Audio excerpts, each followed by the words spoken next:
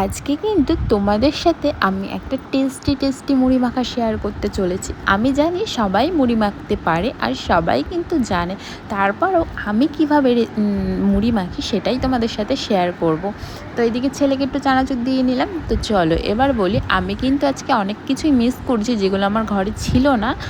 তো সেগুলোও তোমাদের সাথে বলবো যে কি কি দিলে মুড়ি খুবই টেস্টি হবে। তো আমি প্রথমেই লঙ্কা, পেঁয়াজ আর টমেটো কেটে নিয়েছি, সাথে একটু আদাও দিয়েছি, যেটা আমি সবসময় দিই। আর আমি লঙ্কাটা বেশি খেতে ভালোবাসি বলে আমি মুড়িতে সবসময় লঙ্কা বেশি দিই। আর এখানে যদি তোমরা একটু গন্ধরাজ লেবুর ওপরের খোসাটা দিতে পারতে না, মুড়ির টেস্ট মানে দ্বিগুণ হয়ে যেত। তোমরা একবার জাস্ট ট্রাই করবে গন্ধরাজ লেবু, কালো জিরা এগুলো সব দিয়ে, আর আমি যা যা দিয়েছি, আর যদি আচারের তেল থাকে, মানে মুড়ি মাখা যা দুর্দান্ত হবে না, মুখে লেগে থাকার মতো। তোমরা কিন্তু একবার অবশ্যই বাড়িতে ট্রাই করো। তো তারপরে আমি ওর মধ্যে নুন আর চানাচুর আর তেল দিয়ে একটু মেখে নিলাম। আর এখন যা গ্রানটা বেরোয়, যদি এর মধ্যে লেবুর খোসাটা থাকতো, গন্ধরাজ লেবু, কিন্তু মানে তোমাদের মুখে লেগে থাকতো। তো যাই হোক, এখন ছিল না, আর আমার আচারের তেল ছিল কিন্তু ওপরের ঘরে, তাই আমি আর নিয়ে আসিনি। তো তারপরে মুড়িটা দিয়ে মাখিয়ে নেব। আর এখানে যদি আমি শসা দিতাম তাহলে মুড়িটা কিন্তু পুরো নেতিয়ে যেত। টমেটো দিয়েছি, অতটা কিন্তু নেতাবে না, কিন্তু শসা দিলে পুরো নেতিয়ে যাবে। তার জন্য আমি শসাটা সবসময় অ্যাভয়েড করি। আমি এই সব দিয়েই মুড়িটা মাখি। আর মুড়িটা খেতে যা টেস্টি হয়েছিল না, তোমরা মুড়ি মাখাটা দেখেই বুঝতে পারবে কতটা সুন্দর হয়েছে।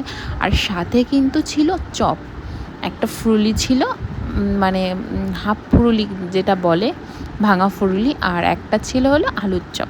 আর আলুর চপটা যেহেতু ছেলে খাবে, তাই আমি ভাঙা ফুরুলিটাই খাবো। অন্য সময় আলুর চপই আনে, যেহেতু দাদু খাবে না ভাঙা ফুরুলি, তাই আমি খাবো। আর আরেকটা আলুর চপ আছে যেটা দাদু খাবে আর একটা ছেলে খাচ্ছে। তো যাই হোক, এবার দেখো আমার মুড়ি মাখা কিন্তু কমপ্লিট হয়ে গেছে। এবার কিন্তু আমি সাথে করে নিচ্ছিলাম একটু চা, কারণ মুড়ি মাখার পরে একটু চা খেলে খুব ভালো হয়, আর আমার বেশ ভালোও লাগে। তো চাটা একটু পরে খাবো, আগে একটু চাটা করে নিই, কারণ দাদুর আসার সময় হয়ে গেলে আমি চাটা করেই রাখি আগে থেকে। আর এই দেখো সেই টেস্টি চপ, আর এই মুড়ির সাথে একটু চপ, সিঙ্গাড়া এগুলো হলে কতটা ভালো লাগে তোমরাই বলো।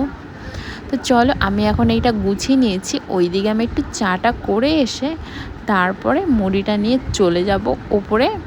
আর আমি লঙ্কা যেহেতু বেশি খাই, তাই মুড়ি সেরকম একটা কেউ খায় না আমাদের এই বাড়িতে। মুড়ি মেখে কেউ খায় না, আমার বর খায়। আমার বর থাকলে হয়তো এর থেকে বড় গামলায় মুড়িটা মাখতে হতো। এটা সত্যি কথা গাইস, আমার বড় মুড়ি খেতে খুব ভালোবাসে। আমার হাতের মুড়ি মাখাটা সবসময়, আমার হাতে যে কোনো কিছুই। তো দেখো, এইদিকে কিন্তু আমি চাটাও করে নিয়েছি। তা চলো এবার আমি কিন্তু ওপরে চলে যাচ্ছি।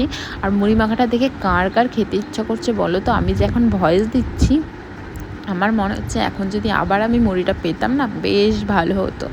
তো এইদিকে আমি ছেলের থেকে একটু আলুর চপ নিয়ে খেয়ে নিলাম। আর দেখো, প্রতিটা বাইটে কিন্তু আমার লঙ্কা লাগবেই। উফ, কি দারুণ, মানে কি বলবো। তো যাই হোক, তোমরা কিন্তু একবার এইভাবে মুড়ি মাখা ট্রাই করে দেখো, আমি যেভাবে বললাম। তোমরা আমাকে বলবে জাস্ট কেমন হয়েছে, খেয়ে বলবে তার আগে না।